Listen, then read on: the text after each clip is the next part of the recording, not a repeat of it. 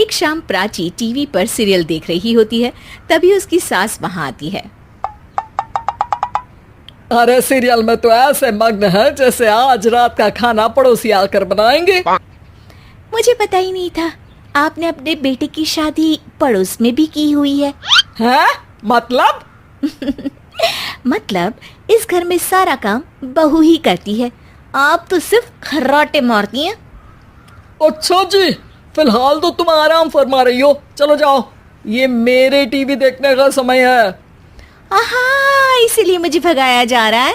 Sorry, अब तो बिल्कुल नहीं जाऊंगी। प्राची की इस बात पर दोनों सास बहू के बीच टीवी रिमोट के पीछे बच्चों जैसे छीना झपटी शुरू हो जाती है, जिसके बीच श्लोक भी काम से घर वापस आ जाता है। आज मेरी चूहे बिल्ली की जोड़ी किस बात पर झगड़ रही है? अरे तेरे बीवी मुझे टीवी ही नहीं देखने दे रही। अरे तुम्हारी मम्मी मुझे खाना बनाने के लिए फोर्स कर रही है। अरे वाह, ऐसे बेतुके रीजन पर तो बच्चे भी झगड़ा नहीं करते। अरे मुझे कुछ मत बोल, सब इसने ही शुरू किया है। हाँ हाँ, जैसे आप तो बहुत दूध की धूली है ना। अरे बस, दोनों चुप। प्राची जाओ, खाने की तैयारी करो। और माँ तुम छोड़ो, तुम्हें क्या बोलूं, शांति से अपना सीरियल देखो, मुझे दोबारा लड़ने की आवाज सुनाई नहीं देनी चाहिए। ऐसा बोलकर श्लोक वहां से चला जाता है, जिसके पीछे पीछे प्राची भी कुछ न कुछ बड़बड़ाते हुए रसोई में चली जाती है। हाँ हाँ, सासू जी को तो कुछ बोलेंगे ही नहीं, बस मुझ पर ही हुक्म चलता है, खाना बनाओ, जैसे मैं इनके घर में खाना बनाने के लिए आई हूँ। इसी तरह शाम बीतती है और रात को श्लोक और प्राची की सास खाना खाकर सोने चले जाते हैं, लेकिन प्राची गुस्से में कुछ खाए बिना काम में ही लगी रहती है। इस घर में किसी को घंटा फिक्र नहीं पड़ता, मैं खाऊं या भूखी रहूं। प्राची कुछ देर के लिए रसोई से बाहर जाती है और जैसे ही वापस आती है तो वहां दूध का भरा ग्लास देखकर हैरान रह जाती है। फिक्र पूरी है, बस दिखाना नहीं है। प्राची दूध पीकर सोने चली जाती है और अगली सुबह एक बार फिर सास बहू का कार्टून नेटवर्क स्टार्ट हो जाता है। ये तुमने ही किया है। अरे अजीब जबरदस्ती है, मैं बोल रही हूँ मैंने कुछ नहीं किया। दोनों ने मिलकर पूरे घर को पागल खाना बनाया हुआ है।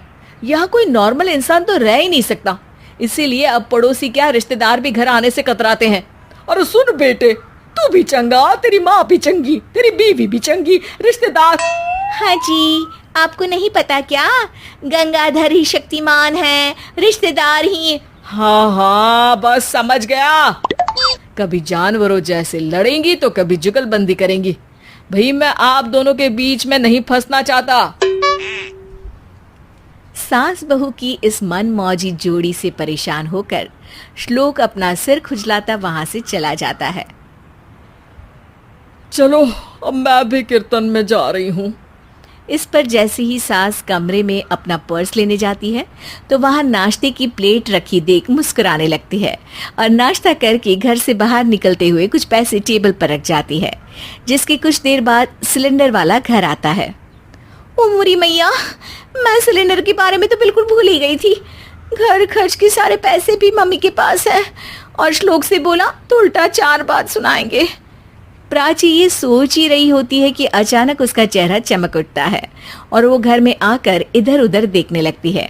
तभी उसकी नजर टेबल पर रखे पैसों पर पड़ती है, जिन्हें वो सिलेंडर वाले को दे देती है। ये सब श्लोक देख लेता है। अच्छा बेटे, इतना बड़ा घोटाला, सबके सामने मैं तेरी दुश्मन और पीठ पीछे तेरी मेरी यारी।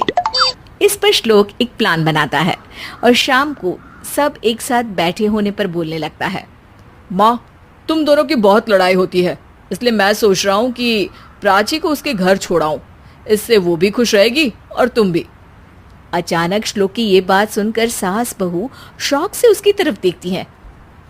अरे ऐसे कैसे घर छोड़ाओगे, मुझे कहीं नहीं जाना।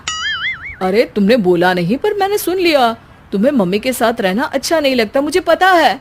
अरे वो अरे, जब बहू खुद कुछ काम बोले तो वो तुझे सुनता नहीं, और अब जो इसने बोला ही नहीं वो तू समझ गया। जब उसे नहीं जाना तो फिर जबरदस्ती क्यों कर रहा है? अच्छा, फिर आपको मौसी के घर छोड़ाता हूँ, बस अब आप दोनों एक घर में एक छत के नीचे नहीं रह सकती। मैं इस टॉम एंड जेरी की जोड़ी को और नहीं झेल सकता। है? ऐसे कैसे नहीं रह सकते? तुम्हें इतनी दिक्कत है तो तुम्हारा बोरिया बिस्तर पैक कर देती हूँ, लेकिन मम्मी जी कहीं नहीं जाएंगी। बिल्कुल यही सुनना था मुझे। अगर दोनों में इतना ही प्यार है फिर हर वक्त ये लड़ाई का नाटक क्यों करती हो? देखा मैंने कैसे माँ किचन में दूध रखती है और तुम उनके लिए कमरे में नाश्ता रखती हो, और कैसे वो पहले ही तुम्हारी दिक्कत समझकर घर में पैसे रखकर बाहर जाती है। अरे भाई, इतना ड्रामा तो डेली सोप में भी नहीं होता जितना तुम दोनों ने इस घर में फैलाया हुआ है। तू हमें टॉम एंड जेरी बोलता है ना, तो याद कर वो दोनों भी एक दूसरे को बाहर वालों की बुरी नजर से बचाने के लिए हमेशा सबके सामने लड़ते थे, लेकिन अकेले में दिक्कत के समय मदद भी तो करते थे। बस हमारा रिश्ता भी कुछ ऐसा ही है। और वैसे भी अगर सास बहू में तू मैं नहीं होती तो दुनिया वालों को कहानियां कैसे मिलेंगी?